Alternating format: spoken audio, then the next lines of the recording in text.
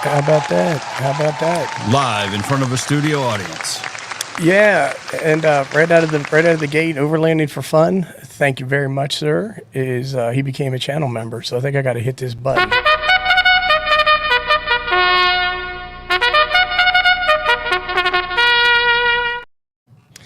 Tim. And it's been decreed that is a bugle.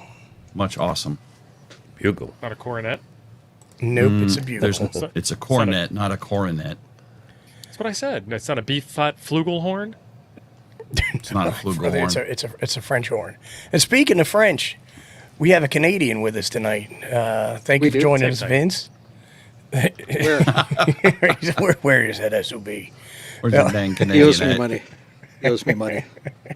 In U.S. dollars. Yeah. Good thing you specified.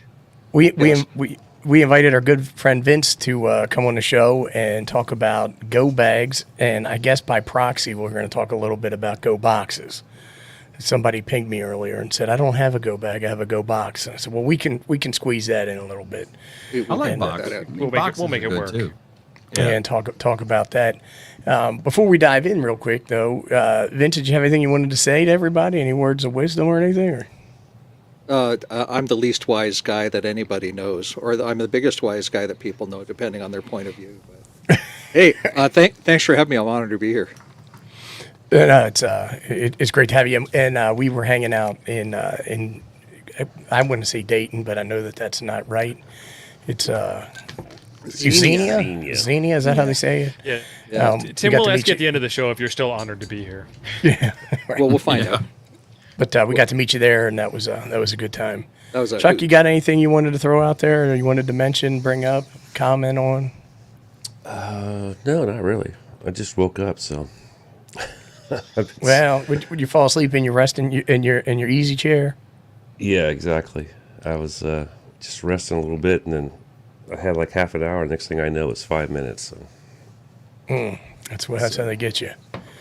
T.O., you want to make an announcement about your plans or anything like that you got coming up? Or? I got all kinds of plans coming up. The next thing on the list is next Thursday. I'm flying out to Arizona and driving back to Wisconsin with a new truck to tow this RV, this travel trailer, because the one I have ain't big enough. You couldn't find one good enough closer, I guess is the... Oh, hell no. Not in Wisconsin. No, you don't buy anything north in of Wisconsin. The Mason-Dixon line, yeah. You saw that north picture of the I put up. The salt belt. Yeah, howdy, John. And James, you got anything you want to say before we get started? Let's go. James dropped a video today where he's wearing a top hat, and he was talking...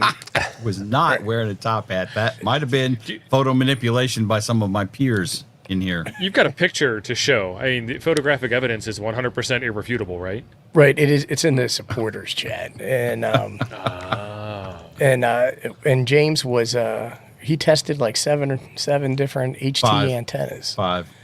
And Five. From what I could tell, the smallest antenna that you tested actually had the highest the highest S meter rating on the 9700. I didn't plan it that way. It just worked out as I went up the scale. The antennas sucked less. I think you were just getting tighter and didn't keep walking out. Well, as far. I wanted to do more, but then I was like, when I started that video,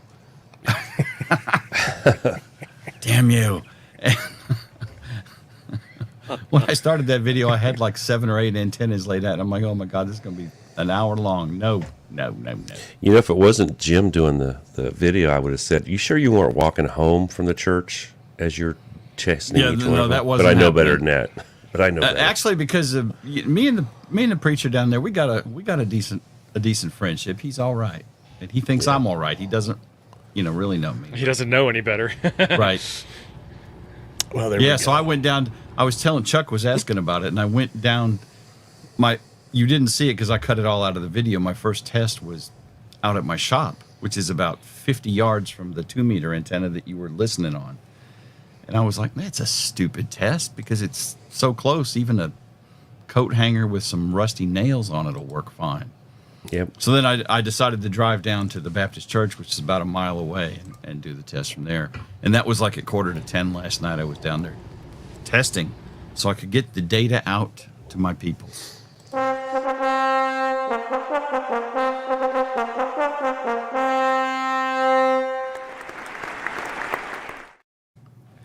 Thank you, Thank Richie. you, Richie. Thanks, Much Richie. appreciated. Absolutely. All right, now we'll turn attention to Vince. You have the center stage. Tell us a little bit about how you ham, what you ham, and how you got into it and all that mess. That guy. That guy. It was a long time ago that I was 7 years old. It was decades ago. And my dad's cousin, we called him Uncle Al, came by. Mm-hmm. And he was broadcast engineer by trade and in the Toronto area and a really active ham. And he showed my brother and I what shortwave radio was all about. And I got bit by the bug hard.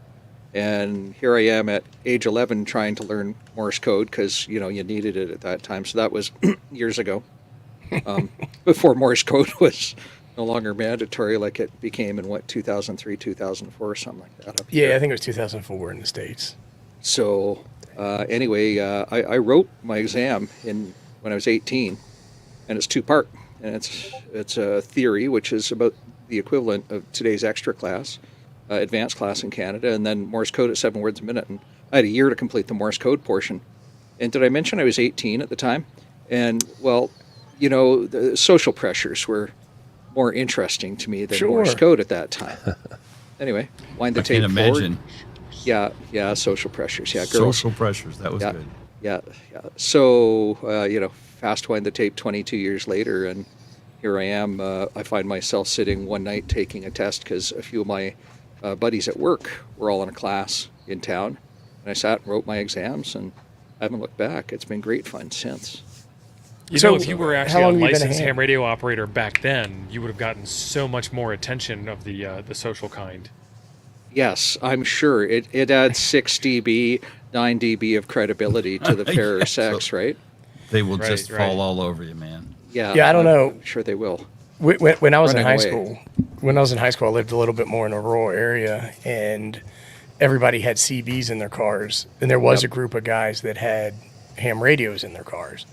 And sure. when it came time to buy a radio, I looked at the girls that hung out with both groups of guys, and the guys that were hanging around. I mean, the girls that were hanging around the CB folks were a little better quality. So I went to the. I mean, they I had think they had it more wasn't in a their own Walmart. teeth. What did or- we have? We said Kmart. I went to the Kmart and I Kmart, bought a CB. You could buy them right then and there. Well, yeah. In the Sears. 1970s, it was a great solar cycle Calm, for those calm who were down. around then. Calm down, Tiger Blood. It was in the 80s.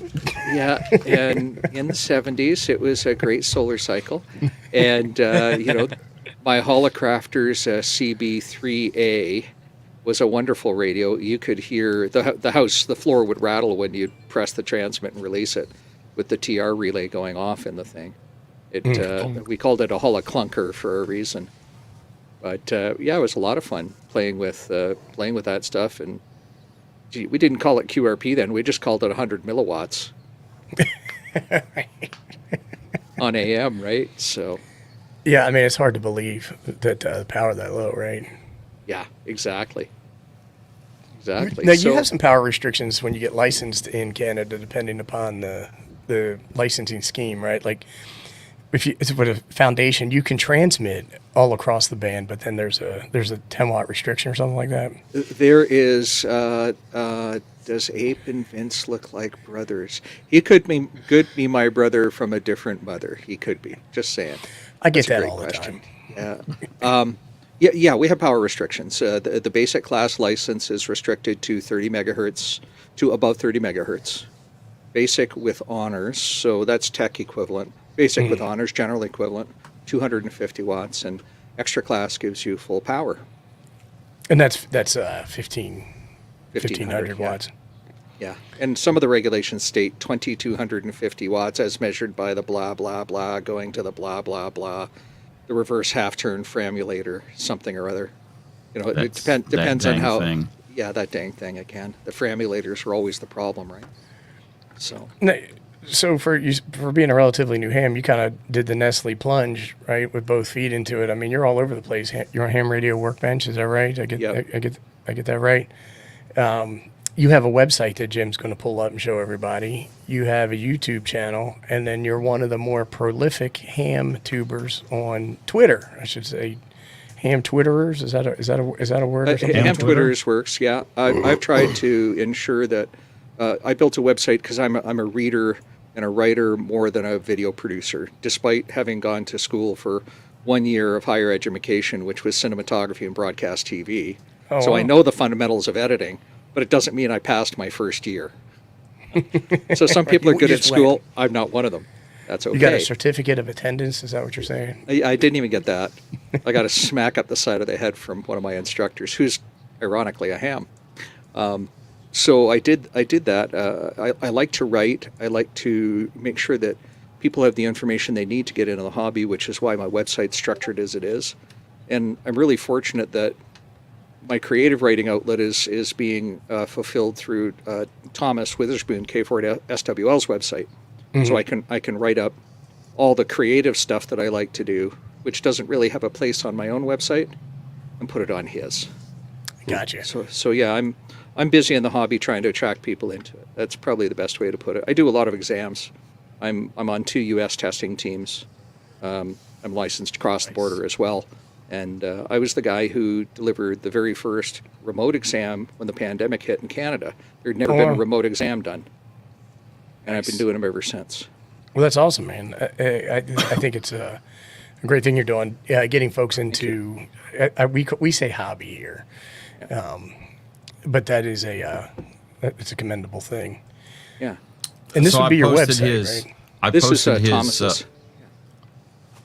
I posted Oh, it a looks link like to it's the all posted by YouTube channel in the chat. Is this not your website, Vince? This is qrpeer.com. So that's Thomas's website. And if you search by my call sign, you'll see the articles that I've dropped there. There's probably half a dozen of them. I was off doing activations around Hamvention and making discoveries saw and some of breaking those. equipment and shooting that some too. video. And Charlie used some of my video. Charlie read Summit RF. He used a little bit of my footage in his video. So we had some fun there. Would it be And- Shay Vince? Hey, what? Is your website Shay Vince? Yeah, no, that would be ve6lk.com. Okay. So yeah, Your if you call found, sign comes up all over the place. That's what I'm saying. This guy's everywhere. He gets around, man. Prolific. he tries to He's be. told you that. Yeah. He's like a rash. He keeps spreading. There we go. Yeah. Shay VE6LK. So Shay is French for house. For or house house. of. I thought it was like Wheat. a cracker, Well, it's almost. like a wheat chaise or something like I that. thought it was like a Ford or, a chaise. Oh my God. Chez Forgive them, Biz. Vince. They're heathen. They're Chaise, heathen. Ford. That's okay. They can be all the heathen they They're want. Nelka Turney. It's so funny. I'll get emails to people going, "Dear Shay, new line." We have watched your website with great interest and would like you to help sell our crappy product. Yeah. Yeah. that's Thanks, your exactly sales right. team. Right. What did I get the other day? A lounger outside. Yeah. Yeah. Cushion. Yeah. So I firmly believe that people can learn from my mistakes because I learned from them. So I'm very upfront about that, and I don't hesitate to let my potty mouth show every once in a while when I break a piece of gear, like I did 5 days before Hamvention, and I busted What'd you an break? antenna. I broke a Comet HFJ 350M. So it's a portable See. telescoping base-loaded coil whip style antenna. It's nice and small, and I broke the wander lead, one of the banana plugs. It's a 2 millimeter banana plug. So those little things are absolute beggars to get out when you don't have the right tools. And I had to wait till I got home to drill it out with something less than a 2 millimeter drill, like a 1/16 in this case, just under 2 mil, and get the pieces out of it. So, oh, hey, yeah, you got my stuff for sale up there. That's great. Maybe somebody wants to buy my old TNC or my old mixer. So, That's the that'd be great. Behringer mixer. I think that's the one I had. Yeah, I've got another Behringer up here now that replaced this one. So, Roadcaster Pro 2, baby. Well, I got to tell you, Chuck is famous for breaking stuff too. He got the carbon 6 antenna, and now it's a carbon 5. wow. But the part I broke was not going to be used anyhow, so that's not a big deal. So you're calling it a positive try it. modification. is the way Don't that try he's it. Well, Make it sound I good. didn't. I wasn't planning on breaking it, but I'll tell you what. That carbon 6, when you pull it out, you know how a lot of them want to just fall down anyhow. I couldn't push the thing back in, and that's how I broke it. I went. Well, you I were was in a impatient. hurry. That's what I was happened. in, I was in a impatient. hurry. Hurry. Yes. Yes. Well, that But looks it's like a fixed go. now. That looks like a go in box, not a go in bag, right? Well, yeah, and so it's a going Oh, a going good radio. box. Yeah, That's I like my FT88 or 8900s. I have two 8900s and an 8800. You're looking at the Last time we were 8800 together. there, and I have two 857s, and one of them is in the truck. And so I believe for my style of operating, and the talk that I give is about Go Kit design considerations, and there's no right and wrong with a kit. It's all about what you want to do. So build for a purpose. What And so size case is that, Vince? that's a 1560, I think, or a 1510. A real Pelican? Pelican? It's genuine Pelican. Yeah. He's not going to buy any of those jive cases like you get, Jim. I have some You Apache. shut I up. have an Apache case. Okay, and- see? Mm-hmm. Yeah, and I bought it at Princess Auto, which is the Canadian equivalent of Harbor Freight Princess. Tools. Okay. That sounds precious. He said princes, not princess. Oh, I said Princess Auto. Yes, you It- did it hear is me good. correctly. It is You need to princess. take that cotton ball out of your ear, I Jim. mean, I can't hear out of one ear, and I did better. Well, you know, Chuck is not a continental kind of person, and maybe he didn't understand the accent or something, so I was translating for him. I know And- what I heard. Wrongly. And I And just yet- couldn't imagine any man would go to a store called Princess Auto. I was like, who would name their auto store Princess Auto? That seems to be the wrong kind of thing, but you know. Princess It's home of the Auto is surplus. as much an institution up here as Canadian Tire and Tim Hortons. Timmers. Yeah, Chuck just took an 8800 like that out of his Yeah, I still have Dodge. it. Yeah. It's gonna go in my Forerunner, I think. So I go from a single band to dual band. How many cars? What do you have, buy, like a Chuck? 3100 or something in the Forerunner? I've got that front firing one that looks like the one that Yaesu, ICOM, and Kenwood all bought from the same company. I think it's It looks like the 3100. exact same radio. So you were It's a saying nice that you radio. designed this based off of how you operate. So you want to tell us Yeah. a little bit about that? Yeah, what I want is I don't want to have to learn another radio in the field. So let me wind the tape back. 10 years ago, just a few days ago, was the anniversary of the 2013 Southern Alberta floods. And it's a story not a lot of Americans have heard because few years later, that story was overshadowed by the equally important story of the force of 50 and going down to Puerto Rico. We had a force of 55 for 72 hours. We were the town's communications. 13,000 people evacuated. We had people at 6 reception centers scattered throughout regional parts of Alberta, and we were working around the clock. And I was working with strange radios and strange equipment without manuals because we weren't well prepared. And I swore to myself I would never put myself in that situation again. I will always have my equipment that I'm familiar with at events that I'm doing, like this photo here taken from the MS Society bike ride. It's a 2-day tour, and you can see us here in our net control. What you can't see real well on screen is extensive use of APRS, 45 or 50 beacons up on the screen. You can What kind see of some Tim donuts were in Hortons. that box? There were Tim Hortons donuts. I have no idea. It's not my thing. But you can see my case there, on the table. What you can't see is you can almost make out the other radio in front of the other operator in the room. You can see cables coming down from the ceiling, and that's a norm for me. I'll always bring my cables in from the top so nobody trips on them or damages them. And I'll show you that tip later on. But we have 2 operators at many of the events I do. And we're running our own equipment. We're running on the same frequency at the same time. Descents is not a problem. I'll explain that in a bit. And we always have redundancy that way. So I built the equipment to replicate my setup at home so that I don't have to, in a pinch, learn how to use new equipment to send a message off on WinLink or do whatever.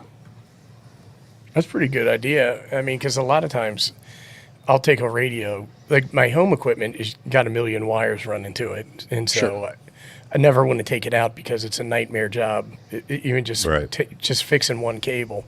Yep. So stuff that, and I don't operate portable very often, but like I take a radio, I travel a bit, and I'll take radios with me when I go then, and it's the same thing every time. It's like, oh my gosh, how do you do this? How do you do that? And I got to go watch a video to remember how to do something. Yeah. Yeah, exactly. So, your Go Kit's going to morph over time. And Jim, thank you. You're pulling some great photos. This is awesome. This is how I love to operate. Go out. I glamp. I glamorously camp. Right. Yeah. We have a very too. very small 40-foot fifth wheel, and so I'll set up on a picnic table and I'll sit and operate for hours like this. Just who can I talk to? What mode can I try? What antenna can I throw up on a tree or whatever and try it, right? We're gonna have to put you on hold for 1 second, Vince. We got Yeah, man. Arthur over here has become a member, so let me do that.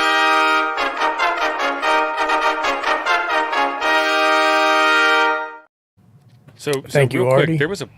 there was a poll in the chat, and it's been decided by the viewers that they actually prefer the dancing. So we're gonna bring that back for the next one. All right, we're bringing it back. I hope you got your dancing shoes on, Vince. Yes, I do. You Yeah. people, I'm gonna I get some just- ibuprofen. watching a bunch of old hams pretend we're dancing. I mean, we could throw out a hip or son, something. they ain't watching you. That's it. Oh, Lord.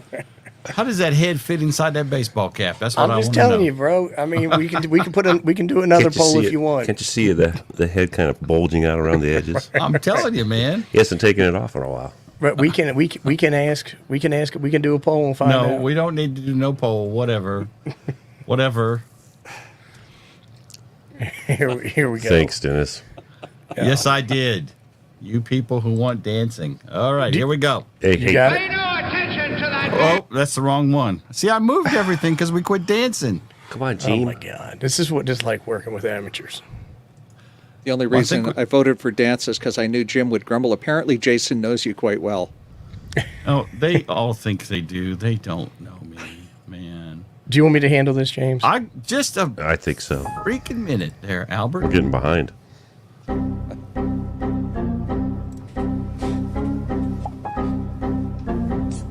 Right. Am I the only one dancing? This is the finest chair dancing. I just slow that thing down. no, it's not. Yeah, this is terrible.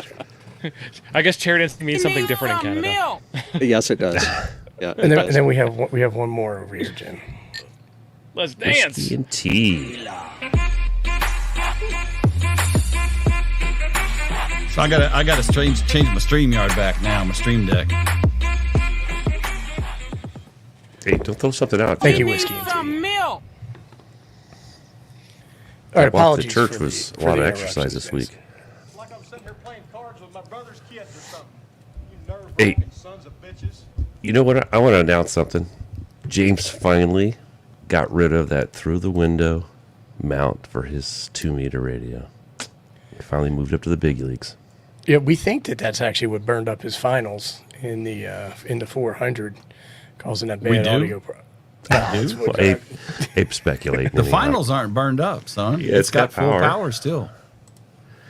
It's got full power on all three modes: low, medium, and high. It ain't finals. They're We think perfect. it brought the wind in. All right, what do we got there on the left? we got another dance. Oh, Oh Lord, I gotta fix my buttons now.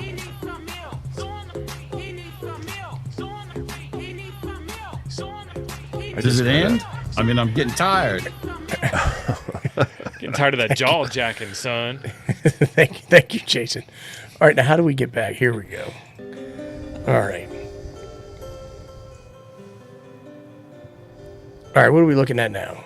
So along the way, I bought 3 of these boxes for $25 a piece at a flea market, and that's Canadian dollars. So I got Nice. them Wow. damn cheap, right? And what we're looking at is the older version of my Go Kit, but there's a plug-in charger for my Yaesu VX7s. I have 2 of them. You've heard me say on the podcast, 2 is 1 and 1 is none. And my VX7s are, they're bulletproof. I've dropped them onto concrete floors. I just pick them up and dust them off. They keep Well, they're going. Yaesus. So, They're bulletproof because they're Lord. die-cast aluminum machine, whatever, right? They don't make those any longer, do they? No, the VX6 is the nearest, which they no longer manufacture, but you can still buy. Yeah. They're really so great radios too. They are, and they're amazing, and they're dual VFO, simultaneous dual VFO. They're not full duplex radios, but it's great. So I've got a drop-in charger for it. I've got my LDG tuner because LDG's customer service is second to none. It is. It's fantastic. At Field Day a bunch of years ago in Ontario, when I was living in VE3, I went out and somebody handed me a piece of feed line in through the window, and they didn't tell me the other end got wet. And about half an hour, 2 hours later, whatever, my LDG tuner starts smoking, and you can smell something's not good. And I popped it open, and sure enough, it was the toroids had, or should I say, toroids had gotten That's real right. real too That's hot. it, right. And so anyway, I sent it down to LGG, and I sent them a letter that said, "Dear LDG, Magic Smoke was let out during Field Day. Can you please reinstall Magic Smoke and advise me the cost? Thank you." I get back a letter. "Dear Vince, sorry to inform you, Magic Smoke is unobtainium. Uh-oh. We will exchange your unit and upgrade you to the latest equivalent for a price that amounted to be 50% that of what was being sold in stores." Now, I work at a candy store in Canada. We sell candy made by Yaesu, Flex Radio, ICOM, and others, right? Right. And so we sell LDG. This was below store cost. I was Wow. blown away that they would do this. That's and this excellent. is just typical of what LDG does. So LDG for the win. Yeah. On the I left called is them. They actually, they have a. I grew up on the same street that they have their offices on in Maryland, and I called them a couple of weeks ago about the Z817, and I just had a kind of an off-the-shelf question: can you power it from the connector on the back of the 818? And the answer is yes. Not only that, but here's a copy of the schematics, and here's some instructions on how to do it. Have a blast. yeah. Wow. Yeah, you bet. And so the other piece I had there on the left was a little headphone distribution amp, and that's an amp you can find at Guitar Center, music stores, whatever. It's made by Behringer, and it's 1 in and 4 out. This guy here. That Yeah. guy there on the left, and you'll notice that there's a tag on it that says speaker out 1 watt or 2 watts, and I hacked the traces on the circuit board and put an LM386 module into it to drive an external speaker. So now when I'm at an event like a rally sport event or a cycle tour, I can throw my cans on and I can shut out the room because the room can get really noisy and busy. And other people can come along and turn up the volume in the room and still hear what's going on. So lately what I did with this case, the early version, I had the 2 radios in it and an umbilical cord that ran between them, and it got to be really cumbersome. If I wanted to do some HF digital work, I'd have to put both cases out on the table. So my more recent version of this has my HF gear in one kit and my VHF and my VHF stuff in another kit, and I have 2 VHF radios in there now. So I always have redundancy with me. I've got an extra power supply, or I've got an extra VFO, so that I will not be without. Can you talk a little bit about the grounding system that you have in here? I see that mesh wire running everywhere. Yeah, I've got flat ribbon cables, and my ribbon cables are 1 inch wide, and they're tinned copper. These ones are probably made by ABR Industries, and sometimes I buy it in bulk.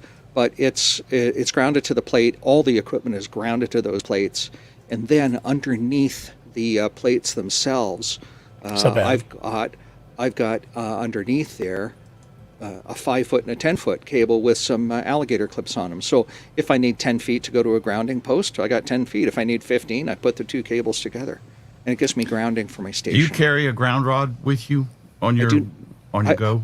I carry a small camping stake with me, and Jim, I'm finding that it's not sufficient enough for mitigating RF feedback on sideband.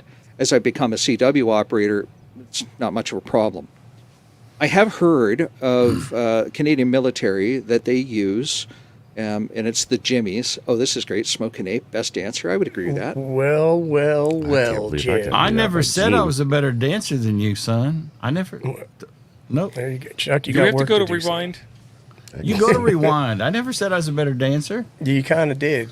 I don't. I have no specific knowledge of that. I must have missed. Someone misspoke. Hey, Ranger. You. I have no specific knowledge of that. But so, Now do you that- have everything grounded to those metal plates?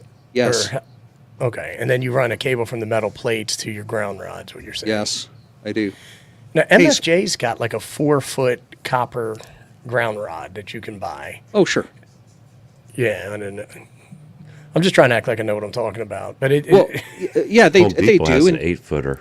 Just I saying. mean, you can buy copper rods anywhere, copper coated steel. GXE has them, and they're great, and they're reasonably inexpensive. They're very well built. Now, the Canadian military. So the president of the Radio Amateurs of Canada, Phil McBride, VA3QR, he was off doing project or what's it called? Noble Skywave, Operation Noble Skywave. There we go. That happened just a few months ago. Where does he connect the tiger tail? I'll come back to that. I'll There's come back to that. sassing. There's sass. There's a lot of sass in this. That's bunch. good. That's good. I can live with that. And so Phil was set up at the Armories in Hamilton, Ontario, my birthplace. And he said he was up on the second floor and he was running 600 watts. And he had his buddy pole web antenna. What the heck is that thing called? Now I hate Buddy it when I can't Hex. remember. Buddy Buddy Hex. Hex? Thank you. Up on the roof. And I said, how did you manage to ground? He says, oh, the Jimmy came along. So that's the term for a Canadian military radio guy. A Jimmy came along with a 10-gallon can, the Green Army cans that you might see water in normally. It was half filled with sand and salt, and he threw some water in it and a bit of gravel, and he mixed it all up, and he drove a copper rod into it, and he said, here, clip onto this. And my friend Phil said, I'd be damned if the RF feedback did not go away. I'm shocked. So shocked. I would love to try that out at Field Day. I'm not prepared enough to try it this year. I'll be trying it one day soon, though, to see how that works. well, the Jimmy can filled with sand, salt, and water is probably pretty dang on heavy. Yeah, it is, right? And Well, so just one use of, the black tank in your RV. You'll be fine. I'll pass on that, but thanks for the idea. I mean, it should be full of salt. It would depend on dietary considerations, Yeah, I'm sure, true. but that's a little too much information for a family live stream, don't you think? So Oh This no, this is isn't not. Saturday. You're fine. Yeah, this is not the family live stream. no. So It looked like you had some fly fishing reels there. Were you I know, going we out got and off those hitting the really river fast. or what?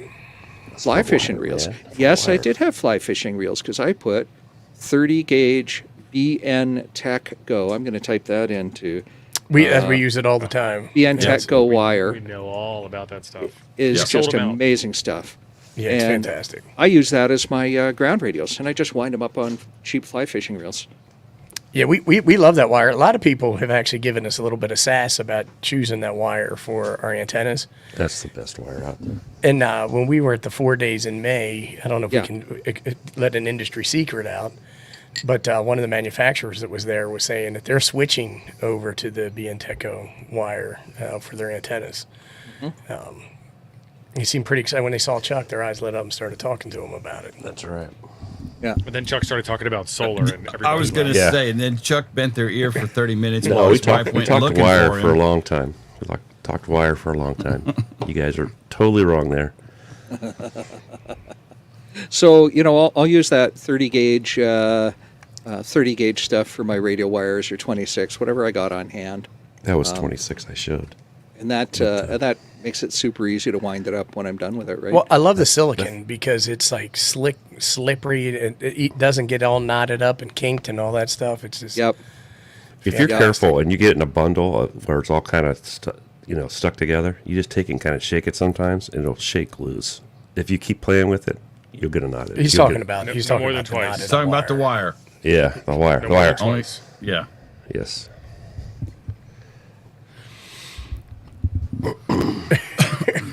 Okay. I thought I was got being one- I paged got from one with above. the- That's what that was. I've got one with a 30 gauge on it. That stuff The is dog head it's turn? like floss, like floss, suckers, then. So you do a little bit of this QSO today.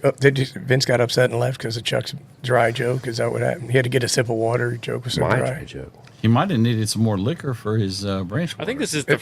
this is the first time a guest has walked out on us. Come for treats. Come for treats, you goof. My dog's being a goof. Wrangler, Well, we come like here. dogs. Wrangler, come here. Want a treat? Just come to the door, Karen. Mine's laying Walk right in. behind me. Yeah. Hey, Wrangler. We're going to what's talk this? about that scope back there, I see.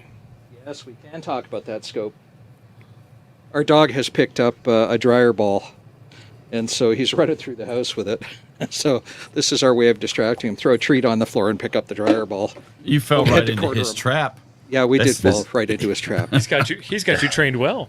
Yeah. He does have me trained well. Wrangler, you gonna come here? Come on. There you go. Yes, you're a good boy. Shiba Inu for the win. Well, how about that? There we go. There we Much go. dog. Too cool. I've got He's a dog. I've got like 1.7 million Shiba Inu Bitcoin.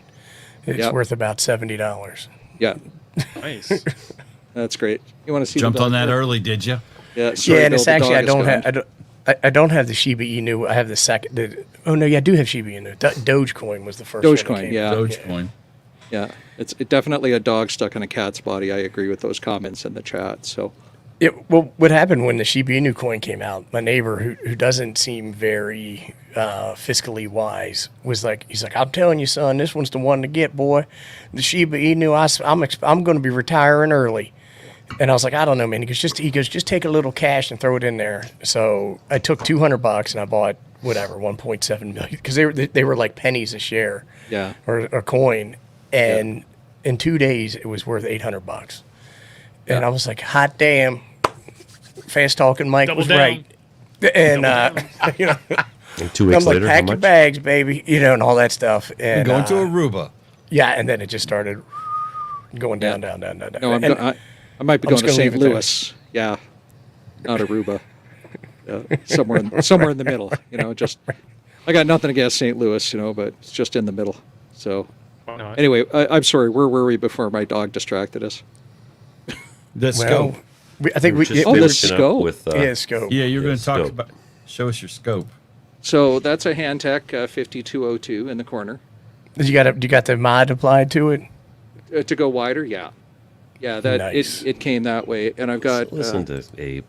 so I've got the the Hacko, and I have the Hacko C desoldering tool, the FC301, which is Nice. an investment that is so worth it. Yes. You're going to look at this thing and go, why in the name of goodness do I want to spend $300 when I can do that with a vacuum pump and a bit of solder braid? And Because the you can't answer do is it with a vacuum pump and a bit of solder braid. that's Yeah. exactly it. Because your potty mouth is going to come out so many times, you're going to ruin circuit boards. So I saved up for a while to do that, and I'm really glad I did. I took apart an entire Commodore 64 with a desoldering gun like that, and it just I wouldn't have done it any other way. Yeah, And totally. it still took 8 hours. Yeah, and it still would, right? So yeah, I've got a nice little workbench. It works out. There's another room in the basement where the club houses some of its service monitors and repeater cavities, and there's a Quantar repeater on the shelf over there, and a Maxtrack repeater, and a few other things. So Sweet. this is part of the lab for our club, and part of where I play when I need to work on my own repeaters. Now the second half, the wife unit, she'll let you have the whole club over there to work on stuff. Yeah, I'll have 6 or 7 guys down in the basement here. We'll do Man, like I hope you married that girl. a cleanup. Yeah. She put a ring on me. She let It you was have the that many mustache, guys right? over. She And couldn't got- resist the mustache. It could be that mustache, because I mean, 1974 called and said that is a fly mustache. My Yeah, I friend." thought you were security when I first saw I- you. When you were walking over, I was like, "Oh no, what I do now?" So Hayden thought that, right? And so Hayden caught a still shot of Kyle and myself in behind him Right. working. Like you were Carlos checking like the jumping.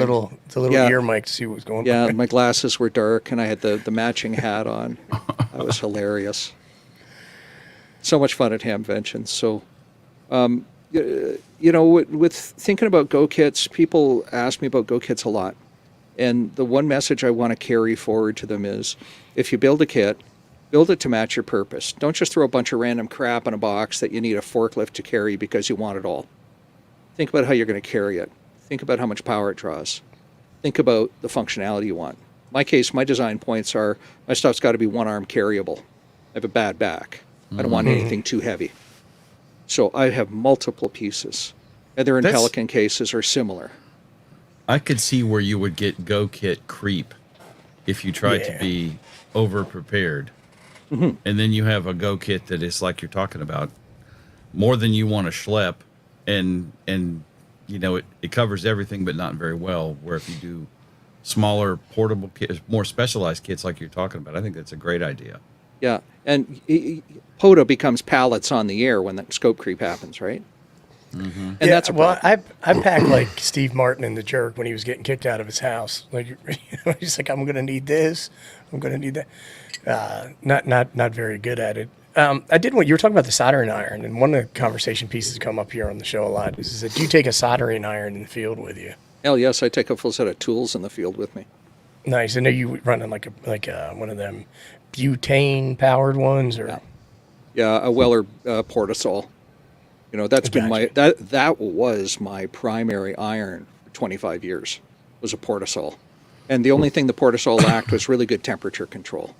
And so I should have bought the Hacko way sooner than I did. Gotcha. I've had a couple of. I've got a Weller Portasol, and I just never have had very good results with it. I had a Radio Shack one that's ancient, and it worked for a long time, but it was just inconsistent, and it got where I think something's clogged in it, and it would never stay on or whatever. So. Yeah, something clogged in it for sure. You know, all these things require maintenance. The Hacko tips need swapping out. You know, the parts need swapping out depending on how much you use them. The Portasol is no different than that. I love the Portasol, though. You can take a tip off of it, and all of a sudden you've got a flame. And, well, if you forget your heat shrink gun at home, well, There you go. now you got a flame to do heat shrink, right? There you go. I got flamed for doing that in a video. The guy didn't like it. He goes, I totally just undid your unsubbed you because you used it lighter to. It's like, that's what I had, dude. Yeah, well, You know. then have a nice life. Thanks for I sharing got your that. opinion. Yeah. I got that lighter Yeah, it from hurt your my mom feelings. at a Springsteen concert, man. Whatever. Well, Go so away. I was waiting, you know, so I busted that wander lead on that Comet HFJ 350M. And what did I have to work with me at the time? I had an extra alligator clip and a little bit of electrical tape. I had maybe 3 pounds of tools with me that I packed on that trip because I flew to Ontario and then drove down to Hamvention from there. And so I brought a very small toolkit with me and a couple of extra bits and pieces. Well, I chopped one of those alligator leads up and I wrapped it with electrical tape after I wound the wires together in the field. I didn't have soldering gear with me. And I used my my knife to peel away a little bit of the insulation, and I finished my activation that way. And I used half a wander lead and half of an alligator clip, and I got done. Right, it worked. And it worked, and I got it done. And I was waiting for somebody to say, well, that's the wrong way to do it. Surprisingly, nobody did. I can't believe there was another ham who did not give you an opinion about that. I Do you can't carry- believe it either. Right? Do you carry gaffer tape in your Go kits? Because I No. think gaffer tape should be in everybody's Go kit. Yeah, gaffer tape's like the best. What is that gaffer tape? That looks like No. blue painter's tape. Yeah, that's This painter's is- tape. This, my friend, is Scotch Blue Yeah, 2090. What's that say? I got 29 some. Scotch Blue 2090, except no substitutes. This is a key piece of my Go kit. I'll show you some Go kit stuff. Okay. Yeah, You let's might get have some outed Go me. Kit This is stuff. Blue Hawk from Yeah. Lowe's, but this is not what I was talking about. And I don't No, have I know. any in here. I know Gaffer what tape. you're talking about. Is gaffer tape. Yeah. Sure. No, I don't. I use magnetic hooks. I don't use gaffer tape. I don't run cables across the floors. I go up to the ceiling. So in Yeah, any well, of see, the, I use gaffer tape just for anything that's going to need a quick piece of tape on it because it's so Yep. easy to get off. You can, The it will problem with hold. gaffer tape though is it is not cheap. I mean, Yeah. you gotta take a loan out against your 401k to get some gaffer tape. That's why I Well- still have to work, is because I bought gaffer tape, man. yeah. See? Well, the 3M blue painter's tape ain't cheap either. But here, let me show you. No. Let me show you some trinkets here. And here's Let's see these how are. we get you on the big screen here. Yeah, get me on the big screen. You got it, There we Abe? go. Okay. Thanks, Sharp guys. piece. He got So- your Nebo. These are these are my problem solvers. I didn't mean Why are we happened? looking at your ass? Hold on. Well, it didn't look like his ass; it looked like his face. It's the Well, same thing, man. Really, it's just So these are my problem solvers in my Go kit, and these are always I with me didn't do in my that. Go kit. And My we keep hands are not bouncing even around, ladies touching and gentlemen. We'll get there eventually. Don't worry, folks. We're having some technical difficulties. Oh, stand by. Technical difficulties. There we go. We'll be back in a moment. Here we are. So that was The in 3M French blue- too, man. it was fancy. it's in Spanish. It's a lull up there. They have to be And Spanish, yeah. Yeah, you like It- that, too. There you go. right. Anyway, It's English, Spanish, French plus. That's in Quebec though. I don't know if that's in the rest of the province. yeah, Is it? no, it's everywhere. So the 3M blue Damn painters French. tape, accept no substitutes. Sharpie brand markers, accept no substitutes. Now you're going to Copy notice that. that I've got the metallic markers out on the table. Yes. Yep. I love the metallic. Yeah, Now- metallic ones are great. Metallic Don't last markers as are long. great because they write on black coax. So you ever brought a piece of feed line to field day and you forgot to tag it? So you'll find my feed lines are all tagged LK and the length. And what they are is self-evident because they're marked. It's RG8X or it's LMR or whatever, right? But if you forget to mark a feed line, now you've got something to mark it with. Nice. Writing implements, pens, pencils, a flashlight, just because, if the mini mag light on my belt isn't enough, we've got this chroma green gaffers tape. I'm going to take that into consideration. Yeah, I want to have to see. I didn't know they had that. Yes, that's what I got. And then these are neodymium magnet-based hooks. And we buy them up in Canada at a store called Lee Valley Tools, and it's a high-end tool place where you can buy all kinds of wood crafting tools and gardening implements and whatever. So that's what you're doing. Instead of running cables on the floor, you're just hooking that up on the ceiling somewhere where you've got something to hook it onto. With the dollar store carabiners. Nice. And the You go high carabiners... dollar. You go high dollar on the tape, but you're cheaping out on the carabiners, man. Yes, because you don't need good carabiners to hold a cable. And and so... carabiners the kind of thing to get lost easy too. you can Yes. just 3D print some carabiners. Well, I could have 3D printed them. I don't own a 3D printer. I'm one of those guys. But, because Smart there's man. two kinds of people in this world. Those that want to go down the 3D printer rat hole and those of us without money. And so, They're cheap. you grab and the cheap hook. and the cheapskates. You grab the hook and, you run the Yeah. wire through it and you pop it up onto the ceiling. And That's great. it's an easy way to get cables out Yeah. the door, out the window, depending on what kind of facility you're in, right? So these are the basic tools that I use. A drop T-bar ceiling in an EOC or in any Yeah. kind of an office environment. A fluorescent lighting fixture is typically not aluminum; it's magnetic, and you can go drop a magnet up, drop a magnet up, drop a magnet up, and you're out the window, and you've got your antennas outside. It's such a super simple way to do it. Yeah, that's a pretty impressive bundle of meter probes and You didn't have Cat this. 5 and all that stuff you have hanging on the wall over there. Oh yeah, well that was getting. I'm to be sure a you have mess. this. It was getting. Which is that, Chuck? I didn't see that. I'm Oh, sorry. it's the. You gotta have some black tape too. Oh, Some yeah. electrical tape. Yeah, Scotch black tape. I'll buy the cheap stuff for color, but I'll use Scotch for black because Yeah. you want the good stuff, right? You don't want to have to go up on the roof to I found you, de-water can, a you can connector. stretch that stuff and break it, and then when you get ready to take it off, you can't find the spot where, Yeah, where yeah, you broke it. yeah. That's very true. You're always supposed to fold an end over for Yep. emergency tape removals. Yep. But Emergency. there's always an emergency to remove If tape. you do a right? triangle, then you can still tape it tight, though. Yeah, exactly. So yeah, I'm pretty lucky with my shop. It's a great space. We have so many things we wanted to cover. You were talking a little bit about the desensing issue. That, Oh, yes. That you said you were going to cover for us. So Yeah, desensing with two of us in net control at our rally sport events or our cycle tours or whatever. We get our antennas up out on the roof of the building that we're working in or the EOC or wherever we're housed, and we run the minimum amount of power we need to. I've run out of a van with another operator. We were running 1 watt each off to quarter wave antennas, and his antenna was at one end of the van and mine was at the other. We weren't cross-talking each other, desensing each other, and the repeater was louder to us than we were to each other. So if a participant in the event calls into net control because they've got some emergency traffic, we'll hear that before we hear ourselves, even if one of us is transmitting. The guy who's listening will hear the traffic coming in off the repeater first. And we do that a lot here in Western Canada. We'll use 2net control for big events. That cycle tour you saw the photo of, there were 600 cyclists and 200 volunteers. Wow. The rally So- sport events are 30 ham radio operators and a couple hundred volunteers, and 30 rally cars blowing down the road at 70 or 80 miles an hour on closed logging roads. Those guys are crazy. We got Full out crazy. NASCAR and drunk rednecks down here, buddy. Yeah. Overlanding for fun, no issues with feed line next to light fixtures. I'm typically running FM 2 meter UHF. It doesn't matter, your FM's reasonably impervious to noise, so even if there were some interference, you're not going to hear it. I don't do that for an HF setup. I'll run my feed lines differently. What, Yeah, I was gonna kind ask of that coax because- are you using? Yeah. Oh, RG8X, LMR 400, whatever's around, but not RG58.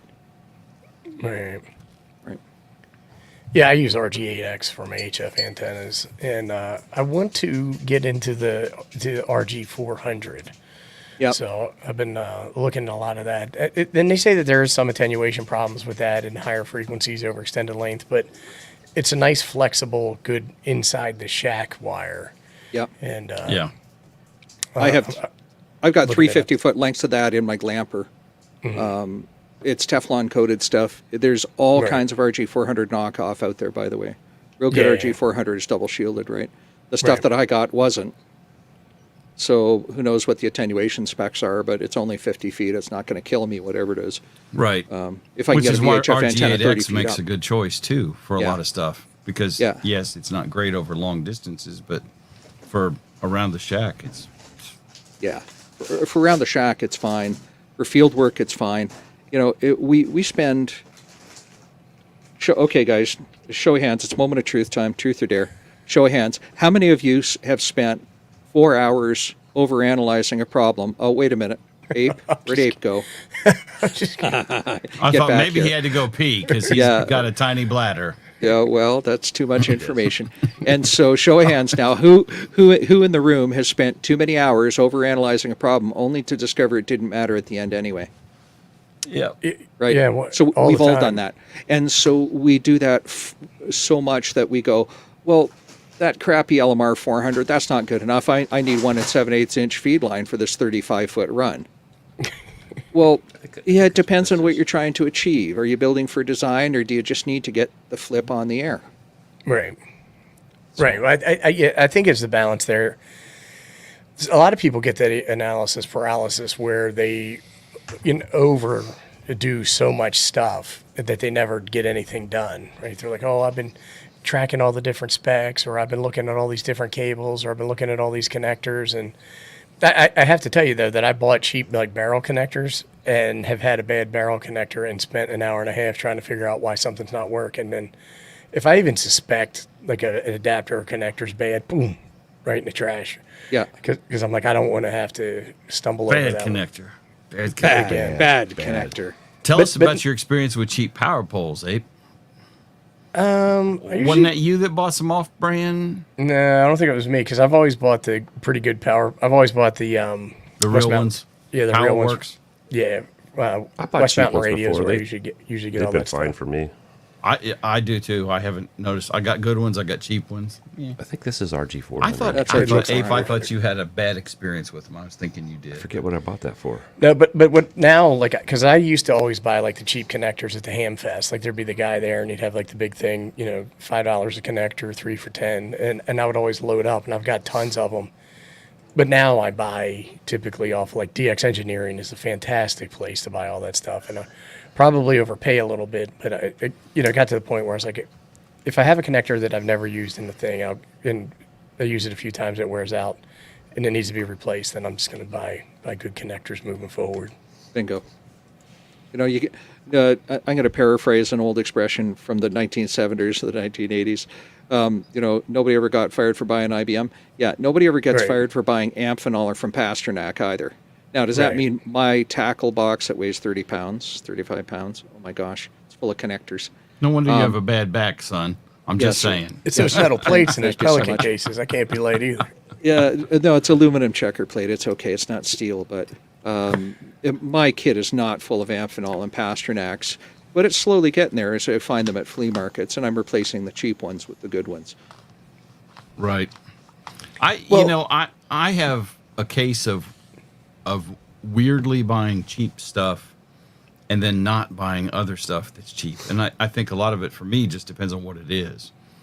And if there's a huge difference in price but very little difference in functionality kind of thing, I'll go cheap. But a lot of times, like, I'll just go ahead and buy the brand one just because it's not that much different in Yeah. price. And, it's like, go ahead and buy the better one and be Yeah. done with it. Well, like I was joking around, tell a story about this guy Stan, and he had a 5100, right? ICOM. Stan, I hate to break it to everybody, it's just a fictional character that I used to tell What? parables.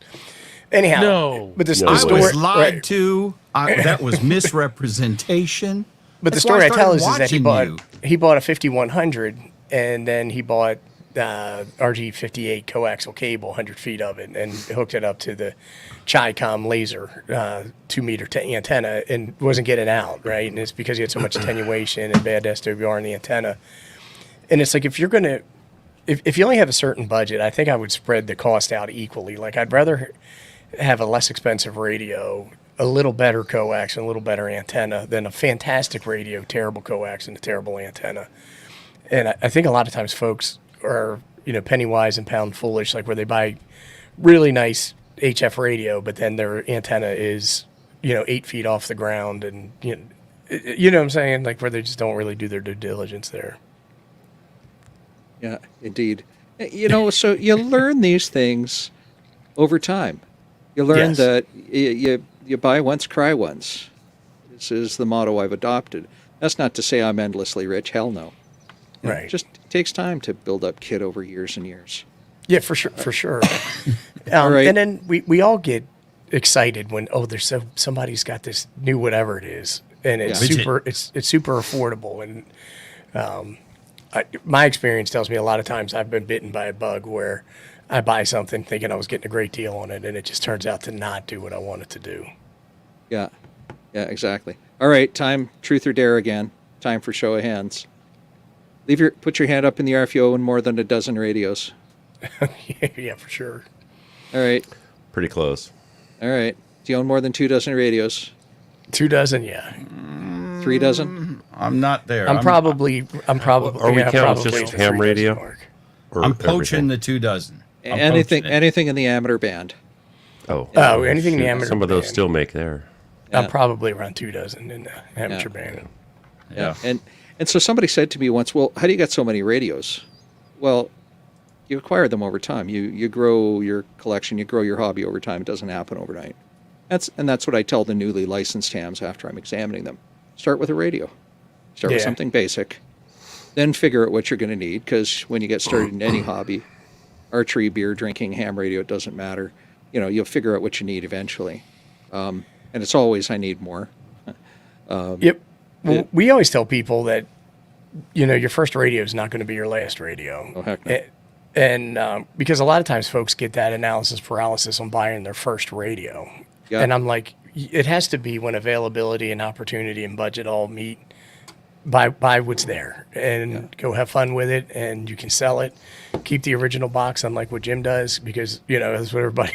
That's the number one selling point when you're moving radio gear. But the thing is that if you don't like it, you're not going to like it when you get it, because there's going to instantly be regret around the one feature that you decided you didn't need, and then all of a sudden, oh my gosh, I needed to do the. You're going to end up with more than one radio. It's no I doubt. have a couple of questions for Vince, Yeah. unrelated to HTs and the number of HTs, which we're not judging if you have more than 24, but damn, son. Must be a drug runner with that many Yeah. radios. Yeah, no, 16 of my radios are Max Track 300s, and their repeater radios are cold spares. So, Holy moly. Okay. So you are an examiner in Canada. yes, sir. Can you test American hams, or is it just you're only allowed to do Canadian? I can test anybody that has an address in Canada that wishes to get a Canadian license regardless of their citizenship. Okay. So, but I have to live in Canada for a Canadian license. No, sorry, I didn't say that. I said you have to have an address in Canada. Oh, You so I must can be have a physically mailbox present somewhere. and you must be physically present in Canada for the exam. Okay. For a remote Unlike in exam. America, where you can be anywhere and take an American exam. I thought you did remote exams. Are you guys not doing remote exams anymore? Oh He no, said in Canada. I did one yesterday. Yeah, we're still doing remotes. You bet. He's not listening. He's Okay. not listening. But you have to be No, physically you just- present in the country. You said you had to do be it remote. physically present, but you said you do remote In exams. so I'm Canada. He confused. said you need to In be in Canada, Canada, you son. have to be physically in Canada, but you can do it remote. Yeah, Well, like how you would could he be at know? Molson's I'll house. get a VPN and say I'm at Molson's house, and it'll be all right. Okay, well, then let's Let me ask examine this- that. Jim, now we're going to do a 2-camera exam. So this is your second camera. Okay, everybody's favorite fondle slab, right? Either Android or iPhone, whatever. Bundle slab. Fondle slab. It sounds kind of dirty. I'm a reader of the register. It's a term from there. So the other as an question- IT the other professional. question I But had all I'm was- going to get you to do is tell me what address you're at, and then I'm going to ask you to pick up your fondle slab and show it out the window to me, and I'm going to pull up Google Street View, and I'm going to see if I see the same thing. Okay. I'll know if you're in boy. Canada or not. That's how they get you. That's how they get you. Just- they want we'll you just to go touch to your Molson's. fondle slab. We'll just go to Now I Molson's think you house. failed. I think you failed now, Jim. The other question I had is, reciprocity between Canadian and American licenses. Yes. Are you allowed to operate down here and U.S. citizens vice versa in Canada? Yes, Canadian citizens and American citizens, and I'm using those words specifically, under the 1952 Reciprocity Agreement, which predates SEPT and everything else, may operate on each other's soil by simply appending B6LK stroke whiskey 7. Now, that's a bad example because I also have an American license. I'll explain that in a second. Pretend for a second I don't. So that's how I can operate. And Jim, you can come up KN4 YCD stroke BE6, and you can operate up to Okay. in my area. So reciprocity allows that. Reciprocity is the lesser of the two license classes. So when I come down to the United States, if I am general class equivalent, basic with honors, I must obey the general class boundaries while I'm in America. Because in Canada, I have no frequency boundaries, just the band edges, unlike in America, and vice versa. So the lesser of the two equivalents. As a Canadian with two licenses, I must use my American license in the States. I can't be V6LK stroke whiskey 7. I must be AI7LK, which messed everybody up when I was at Hamvention. Who the heck is AI7LK? Well, that's Vince's U.S. call sign. Okay. So that's how reciprocity works. And you must be citizens to use that reciprocity. To do You the reciprocity. to do the reciprocity. So I had a case where a fellow from South America hit me up, and he has an American call and he wants to get a Canadian call, and because he's not an American citizen, he can't use reciprocity. Okay. Yeah. So that's great. I didn't know Yeah. that. I'm a long way from Canada, and it's unlikely that I will ever drive to Canada to get a Canadian license. But I was curious about that. Yeah. Yeah. So it's a bunch of fun. It's a great hobby, right? We meet all kinds of cool people. We get to play with cool toys. Occasionally we let smoke out, and our inner potty mouth makes an outward appearance. That's never happened to me recently. And we can play in each other's country too, right? Yeah, well, I think that you're hitting the nail on the head is like meeting all the people and then seeing what they're into and then the equipment they use to facilitate their particular favorite aspect of the hobby is the coolest part for me. Yeah. Like I can't like even seeing your go boxes. I saw stuff in your setup that I've never seen in other people's go boxes, particularly the grounding stuff I asked you about. But to me, that's just awesome to see how somebody's doing something differently, and that's how we all learn and Yeah. grow as a community. Yeah, indeed. And so those go boxes, they led me to my latest go box here, which if I put that out on, I do not have an autofocusing camera. I hope you all took your. There it Oh, look, is. that's a whole heap and pile of Elecraft gear there. That's a whole heap and pile of Elecraft. Please put up with it being out of focus. I did not do that. Yeah, I know you didn't. That's okay. You didn't do it the last 4 times either, but it's you keep clicking the button. Somebody. I keeps didn't clicking click the it. I didn't. I'm telling you, it's one of these other knuckleheads. So the Elecraft box is my latest build, and I acquired a KX3 last autumn, and I wanted the KX3 to replace my FT450 on the bench, and I had to replace my FT450 on the bench because I couldn't afford the full purchase price of the Elecraft. But you can see that the checker plate has made another appearance. You can see what appears to be a Pelican case, and that's a Pelican case lid. I figured out how to remove the lid. Underneath that checker plate is 15 amp hour battery pack and a rig runner for power distribution, and all the wiring's hidden underneath. And everything snaps in and out real quick and easy. The speaker that you see has an LM386 amp built into it. So it's a powered speaker. Sweet. I can power it from within the lid, or I can power it externally. I'll get my DigiRig integrated into it eventually.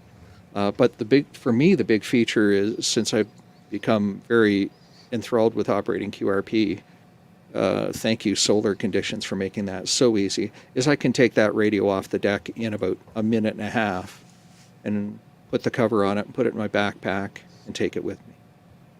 And so that's the latest version of my kit. So now I can truly say that I've got 2 HF kits, 2 HF radios in a kit, and 2 VHF UHF radios in a kit. So I'm fully redundant across my kits. Well, it also looked like you had the Heil parametric equalizer in the background too. I have a Heil Praz here. I have an LDG AT200 Pro tuner. I have a QRM 180 noise eliminator. Those phase shifting noise eliminators do a good job for what they do. They are not a be-all and an end-all. They do not get rid of atmospheric noise, ladies and gentlemen. Sorry for that news flash. They're great at getting rid of birdies. Well, they're good for, like, if your neighbor has the koi pond with the noisy pump in it and stuff like that, right? Yeah. And I've got powered speakers and other stuff here. I run off battery here in the shack as well. And I just trickle charge the battery. Yeah, well, I hate to say it, we've actually run over. Yeah. And I feel like we've only scratched the surface of what we wanted to talk to you about. So while we got you on the air, that's because I talk so much. That's all. We're gonna make you promise to come back again, because I think we got more stuff to cover. It'd be my pleasure.